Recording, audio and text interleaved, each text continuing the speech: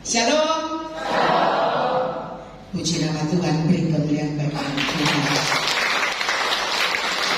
Terima kasih untuk Pak Henry mewakili pengurus PD Andalas yang boleh mengundang saya pada malam hari ini.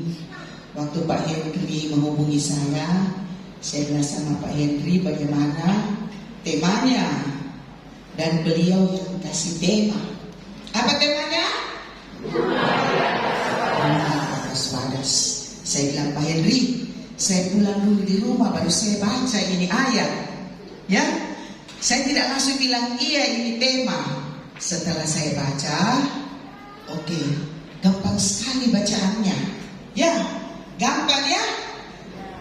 Untuk itu, mari kita baca bersama-sama yang diambil dari Matius 7 ayat 21 sampai 29. Kita baca bersama-sama ya. 3, 2, 1. Bukan setiap orang yang berseru kepadaku, Tuhan, Tuhan, akan masuk ke dalam kerajaan surga, melainkan dia yang melakukan kehendak Bapa-Ku yang di surga. Pada hari terakhir, banyak orang akan berseru kepadaku, Tuhan, Tuhan, bukankah kami bernubuat demi namamu, dan mengusir setan demi namamu, dan mengadakan banyak mujizat demi namamu juga? Pada waktu itulah aku akan berterus terang kepada mereka dan berkata, aku tidak pernah mengenal kamu. Enyahlah daripadaku, kamu sekalian pembuat kejahatan. Setiap orang yang mendengar perkataan ini dan melakukannya, ia sama dengan orang yang bijaksana yang mendirikan rumahnya di atas batu. Kemudian turunlah hujan dan datanglah banjir, lalu angin melanda rumah itu, tetapi rumah itu tidak rubuh sebab didirikan di atas batu.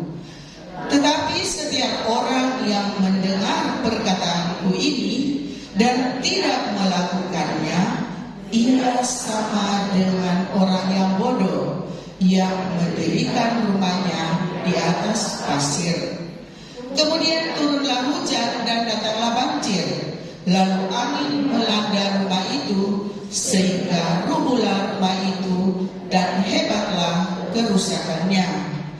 Dan setelah Yesus mengakhiri perkataan ini, takjublah orang banyak itu mendengar pengajarannya, sebab ia mengajar mereka sebagai orang yang berkuasa, tidak seperti ahli-ahli Taurat. Demikianlah Injil Tuhan. Bapak Ibu, saudara-saudaraku yang terkasih, bacaan ini saya memotongnya menjadi 3 bagian. Ya, di bagian pertama ayat 21 sampai dengan 23, dan selanjutnya bagian kedua ayat 24 sampai dengan 27, dan yang ketiga adalah 28 dan 29. Perhatikan ya. Ya, yang pertama 21 sampai 23 itu ayatnya mengenai pengajaran Yesus yang khotbah Yesus yang terakhir, ya. Untuk siapa ayat itu? Coba kita baca bersama, ulang ya. 21 sampai 23. Bisa baca ulang? Dan kita baca dalam hati, tidak usah buru-buru, kita baca perlahan-lahan dan kita maknai apa sebenarnya maksud ayat ini. Ayat 21, 22 dan 3 ditujukan kepada siapa? Kepada siapa Bapak Ibu? Kepada siapa? Kepada siapa? Kepada kita semua, terutama untuk yang berdiri di depan. Jangan tahu bicara tapi tidak tahu melakukan. Ini tantangan berat. Ini ayat ini menyinggung-nyinggung itu para pewarta sebenarnya. Banyak pewarta itu tahu teori tapi prakteknya susah. Karena saya sendiri seperti itu. Saya sempat bilang di Pak Henry, ganti kau sharing firman, jangan kau tulis pewarta. Karena saya tidak punya sertifikat, tidak mengikuti TC pewarta. Tetapi dikatakan di sini bukan orang yang berseru-seru Tuhan yang menyembuhkan dalam nama Yesus, tapi orang yang melakukan. Kalau saya tidak melakukan, saya tidak berani berdiri di sini. Ini tantangan buat saya. Dan saya merasa orang yang selalu membentuk saya kan aktif karismatik sejak tahun 2000. Yang membentuk saya untuk naik kelas ini saya rasakan ya. Suami saya orang terdekat. Oi, jangan coba-coba. Kau hari-hari pimawarta baru begitu perlakuan. Otomatis kalau saya tidak berubah, saya tidak ada di sini. Pasti dia bilang jangan mau kau pergi mewarta. Percuma kau pergi mewarta kiri kanan. Kau bicara pote-pote di depan, kau sendiri tidak melakukan. Itu yang terjadi kepada ayat 21 sampai 23. Iya Bu Frida? Oke Bu Frida, setuju Bu Frida? Jadi kita semua di sini adalah pelaku ayat 21, 2 dan 3. Tetapi yang terpenting adalah yang berdiri di depan itu yang mengajar, itu yang harus melakukan dulu. Bagaimana saya mau ajar kalau saya tidak mampu melakukan, ya? Oke? Ya. Dan saya mau bertanya saat ini, ada berapa rumah kita? Kan rumah di atas wadas toh? Semua tahu wadas itu apa ya? Wadas itu batu, ya Pak Henry? Itu Pak Henry ahli Alkitab. Ditulis wadas batu toh? Ya. Wadas itu batu. Rumah di atas wadas. Bagi seorang kontraktor, ya pasti dia tahu lah, tidak usah kita tanya. Jangankan itu, kita saja hanya lihat bukan tukang bangunan tapi tahu ketika membangun rumah harus punya apa? Fondasi. Ya, semua pintar, tepuk tangan dulu. Jadi ada berapa rumah? Ada berapa jenis rumah? Ya? 2 ibu isi apa itu tulisnya? Ya, itu betul Bu. Ada lagi? Ada berapa jenis rumah kita? Ya? Saya bawa hadiah. Coba. Ada 2 jenis rumah kita. Ibu Lisa banyak sekali rumahnya nih. Nah, Ibu Sofi banyak rumahnya toh. Ada di Pavilion, ada di Jalan Butuh, ya. Ada berapa rumah? Hah? Berapa? 1. Ada 2 rumah kita. Rumah di dunia dan rumah di surga. Tepuk tangan dulu. Rumah di dunia tentu banyak memerlukan apa? Dana. Kalau belum cukup mau melakukan fondasi pembangunan rumah, kita tidak berani. Tetapi sebelum melakukan fondasi, apa yang harus dipersiapkan? Ya? Apa? Ya, kalau tidak ada lahan, bagaimana mau bangun fondasi? Kecuali orang yang suka yang jual-jualan itu, sebarang orang punya tanah dia pakai. Ya, begitu. Jadi ketika membangun rumah terutama kita butuh lahan, baru bisa membangun fondasi. Tentu dengan segala perjuangan baru bisa rumah itu jadi, ya. Ya, tadi sebenarnya rumah di duniawi lah. Kita selalu kan duniawi. Yang sekarang kita mau bahas perlebar yang kedua. Rumah di mana? Rumah di surga. Ya, semua membangun rumah di surga. Hah?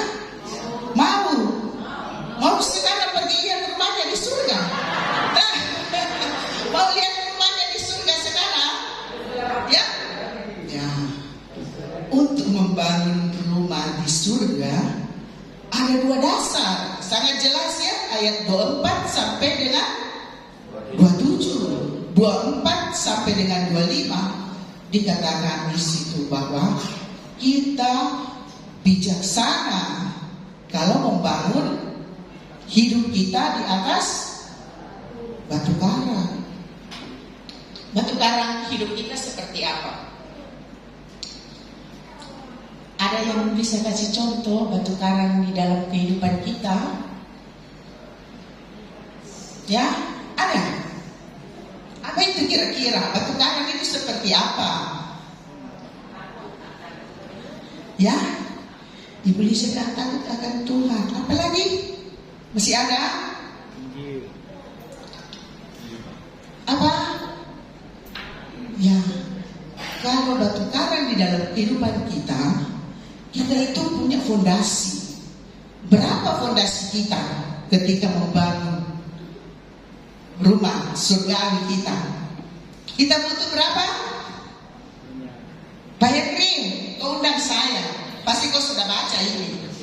Kita butuh berapa untuk membangun kita punya rumah kehidupan? Ya, ada yang mendapat hadiah? Ada yang beli siapa dapat hadiah? Ya, ada 3 yang harus kita miliki, fondasi yang kita miliki. Pertama apa?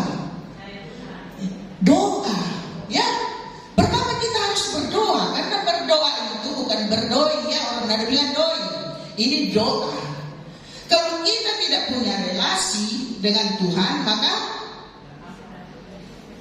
kita mudah jatuh. Seperti yang dikatakan tadi, orang bodoh yang bernaung kepada membuat fondasi hidup kita dari pasir. Apalagi? Ya, membaca dan mendengarkan firman Tuhan. Saya kalau bukan 2 dasar ini, saya tidak ada di sini. Ya, begitu banyak persoalan. Tetapi karena kalau kita rajin berdoa, sampai suamiku bilang, kalau anak saya cari, dia bilang, jangan mau cari itu mama lama sekali kalau selesai berdoa. Karena saya di kamarku ada tempat doa kecil-kecil, dan saya begitu cuci muka, saya dulu berdoa, jangan kau suruh saya yang lain. Kalau saya belum berdoa, jadi suami saya sudah tahu sikon saya. Tetapi kalau saya terlambat bangun, sudah bangun jam 9, jam 10, dan dia mau buru-buru pergi, tanda salib saja. Saya layani dulu dia supaya saya tenang-tenang, daripada saya berdoa dan dia bilang, bikin dulu kopi, bunyi dulu ini. Jadi kita harus apa? Ya, seperti tadi, harus sebagai murid Tuhan harus bijaksana, bijak sini, bijak situ. Ya, kita harus bijaksana, bijak sini, bijak situ. Kalau kita dibekali oleh 2 dasar tadi, doa dan firman. Kalau cuma mendengar sebentar pulang dari sini, lupa apa dibilang. Sebenarnya setiap kita datang di PD, kita harus menimbang. Ya, saya rasa kita semua yang hadir pada malam hari ini, kita semua lagi membangun apa? Fondasi hidup yang dari mana? Dari batu. Di dalam komunitas, belajar di sini di dalam komunitas. Saya dulu di Asisi sama Ibu Mary, saya punya wakil kurang lebih 10 tahun jadi koordinator di PD Asisi. Banyak sekali macam-macam. Tetapi kecil-kecil saya membangun iman. Membangun iman sampai saya bisa ada di sini. Kalau Pak Henry tidak tahu saya, jangan lupa panggil itu Bu Fir. Tidak panggil-panggil itu Pak Henry itu? Ya, jadi iman kita yang dikatakan di ayat 24 sampai 25 bahwa kita harus membangun iman hidup kita seperti batu karang. Jadi kalau datang gosip, biasa itu. Jadi kalau saya dengar begitu sudah saya tidak peduli lagi. Ya, kalau saya dengar ini karena biasanya kan Ibu Lise kasih tahu sama saya 1 menit. Ibu Lise sampai di Ibu Liga sudah 2 menit. Sampai pergi di Ibu siapa sana belakang sudah 3 menit. Sampai di Ibu Frida sudah jadi 5 menit. Jadi jangan peduli. Kalau dengar kiri kanan, itulah kita belajar membangun iman kita. Saya juga susah, memang susah, tidak gampang, butuh proses. Sama rumah toh, kalau kita membangun rumah ada waktu proses. Kalau sudah selesai, apa kita buat? Kalau sudah selesai rumah di dunia kita, apa yang kita buat? Ya? Ucapan syukur, undang orang datang makan. Ya. Jadi kalau rumah kita, rumah iman kita sudah selesai, siap-siap apa? Pulang pergi di rumah tak? Bagaimana Bu Frida? Ya, kalau membangun iman kita sudah bagus, kita diundang pesta juga di surga. Mau? Semua mau tuh, tepuk tangan dulu. Jadi tidak heran kalau kita menemukan itu orang, jahat itu orang tapi tidak dipanggil-panggil Tuhan. Baiknya orang itu yang cepat dipanggil. Tahu? Biasa orang terlalu pagi itu cepat dipanggil karena Tuhan lebih sayang kepadanya daripada dia semakin tercemar. Jadi Tuhan cepat-cepat dia panggil. Sedangkan orang yang jahat, pencuri, pembunuh, sampai umur 80 masih hidup, masih melakukan pencurian, pembunuhan. Setuju? Ya. Jadi Bu Frida, jangan terlalu baik jadi orang kan? Nanti cepat dipanggil Bu Frida. Jadi kalau fondasi iman kita sudah bagus, sudah tersusun rapi, maka kita semua sudah mempersiapkan diri. Kalau kita belum mempersiapkan diri, mana bisa masuk surga? Saya kasih tahu suamiku, sadar-sadar begitu.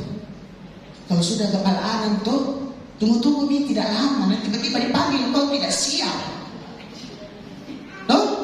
Dibayi, belum tentu orang-orang pergi gereja sana deh. Memang begitu, jangan lihat orang.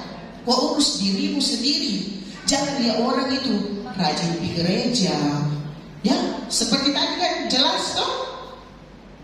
Bukan orang yang berseru-seru namaku. Bukan seperti Vera yang berdiri di sini, belum tentu. Ya, belum tentu. Yang Tuhan mau adalah implementasinya kepada sesama. Kadarnya diukur dari apa? Kadarnya diukur dari apa? Ya, kadarnya kita bisa membangun iman hidup kita adalah kadar di mana saya menyadari cinta Tuhan akan diri saya. Kalau kita menyadari cinta Tuhan kepada saya, pasti kita bisa melakukan dengan ketulusan dan keikhlasan. Seperti orang kalau pacaran tuh, biar pacarnya di bawah sana, dia pergi, dibilang jam 7 datang jam 6 sudah. Itu kenapa? Karena cinta. Tapi lama-lama cinta itu kalau tidak dipupuk dia menjadi pudar.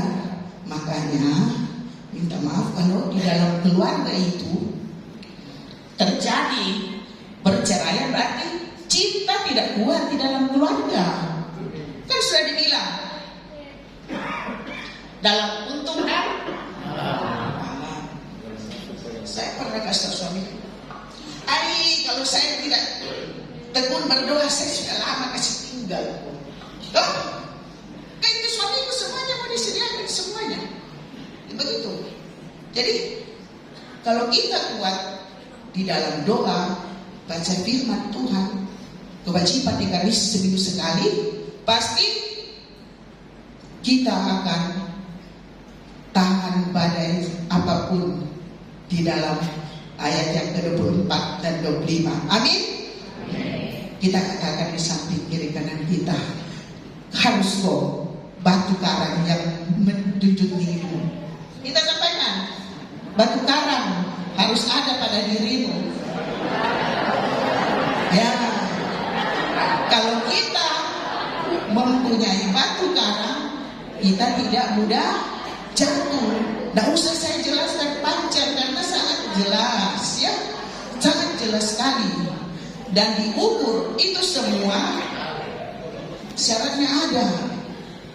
Siapa yang lebih dulu mengasihi kita? Tuhan. Tuhan bilang di hukum yang pertama tuh, kasihilah Tuhan Allahmu dengan segenap hatimu, segenap jiwamu, segenap kekuatan dan segenap akal budimu. Kedua apa? Sama manusia. Kemarin waktu saya fellowship PPK bertanya, Pastor, kalau saya bertengkar dengan istriku, bisakah saya dibagi komuni? Pastor bilang, tidak bisa. Kau harus selesaikan dulu. Harus selesaikan dulu istrimu, karena ketika kita membagi komuni, siapa yang dibawa? Ya, kita membawa tubuh Kristus. Jadi kalau kita membawa tubuh Kristus sedangkan kita punya luka yang belum sembuh, itu namanya pembohongan publik. Ya, jadi tidak heran kadang ada PPK berdiri sini, ada dari tengah langsung pindah jalur. Jangan usah itu. Punya luka batin itu sama begitu. Ya, kau lihat, kau ketawa, kau pernah begitu? Kau ketawa, kan biasa begitu. Apalagi kalau cuma, saya pernah dia meraih, saya tidak mau berkomuni sama dia. Biasa begitu tuh, secara manusia, ya. Jadi, Bapak Ibu, saudara-saudara terkasih, kalau kita mau membangun dasar hidup kita, kita harus memiliki 3 jenis fondasi, yaitu apa tadi? Doa, firman Tuhan, dan Ekaristi. Tambahnya apa? Diwujudkan kepada sesama, terutama orang yang di dalam rumah, baik kepada suami, kepada istri, kepada anak-anak. Kalau mau tahu bosnya baik atau tidak, kau jalan-jalan di rumahnya orang yang pakai pembantu, kau tanya pembantunya, bagaimana bosnya? Dia tahu. Pembantu paling tahu karakter bosnya seperti apa. Ya, jadi kita belajar membangun fondasi hidup kita, yaitu doa, firman Tuhan, dan Ekaristi. Karena ketiga hal ini sangat bergandengan, tidak bisa salah satu, harus 3 paket. Ya, Tuhan kasih 2 pilihan, batu dan pasir. Menentukan apakah kita bisa menjadi batu atau pasir. Iman kita terdiri dari batu atau pasir. Jawabannya adalah Bapak Ibu sendiri. Tanya di samping kirinya kita, imanmu dari batu atau pasir? Tanya saya kok dulu, imanmu dari batu atau pasir? Saya bisa menjawab bahwa semua yang hadir pada malam hari ini mau membangun iman yang dari batu. Bukan saya bilang yang tidak datang orang pasir, bukannya. Karena kita kalau rajin mendengarkan firman Tuhan, rajin berdoa dan Ekaristi, pasti semuanya itu beres. Amin. Beri kemuliaan bagi nama Tuhan. Saya undang kita bangkit berdiri.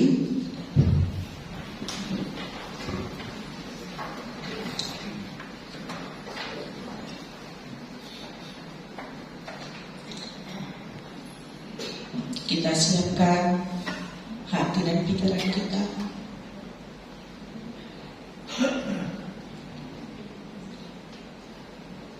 kita berbicara dalam hati kita. Seberapa jauh cinta saya kepada Tuhan?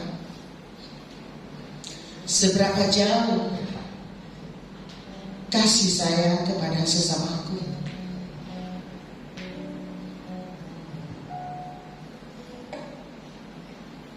Tuhan selalu bijaksana.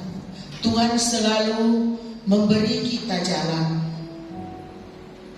Tuhan tidak pernah memaksa kehendak kita, tetapi yang Tuhan mau, kita melakukan perintah-perintah Tuhan. Memang tidak mudah untuk kita bisa melakukan semua itu. Butuh proses, butuh waktu untuk itu. Ketika kita memiliki kekuatan cinta, kita menyadari cinta Tuhan kepada kita, maka kita boleh mendirikan dasar iman hidup kita di atas batu. Dan kita bukan menjadi orang yang bodoh, tetapi menjadi orang yang bijaksana.